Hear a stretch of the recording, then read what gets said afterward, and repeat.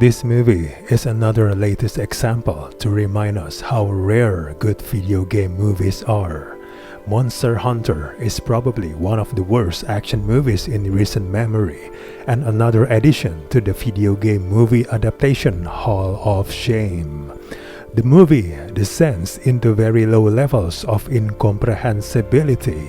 It's rare to see a movie so utterly beholden to its own labyrinthine mythology, to the point of bafflement, while also being entirely uninterested in extrapolating on it.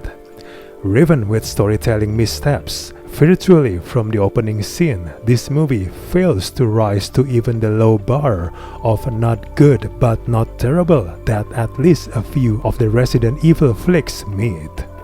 Lacking narrative direction and even pacing, this movie is yet another soulless video game adaptation that drowns in its own inadequacy. Milla Jovovich stars as military commander Natalie Artemis, who, along with her unit, is searching for missing soldiers amid a desert territory. A rapidly approaching dust storm looms menacingly over them, transporting them to a desert region that appears to be a whole other dimension.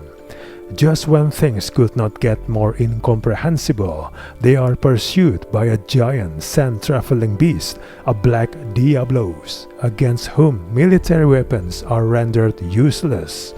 Making matters worse are a swarm of giant crab-like spiders named Nurse Kayla, who emerge out of nowhere, who has somehow gotten whisked into alternate reality by a giant electrical storm.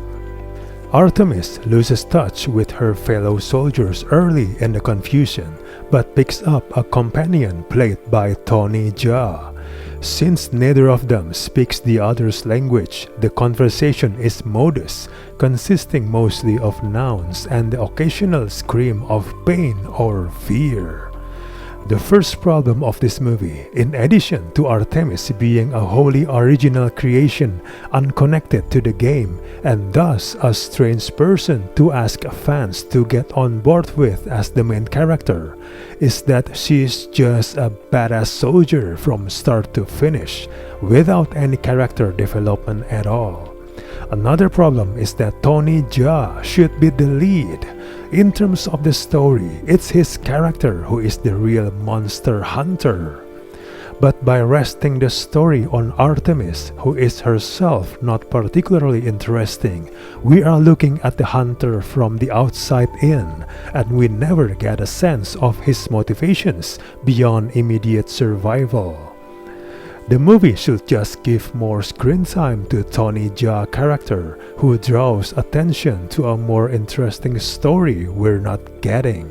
After a certain point, the narrative seems especially rushed, marked by the introduction of Hunter's bilingual shipmate, the Admiral, played by Ron Perlman, who essentially bombards Artemis with heavy exposition, completely unsupported by world-building or compelling visual cues.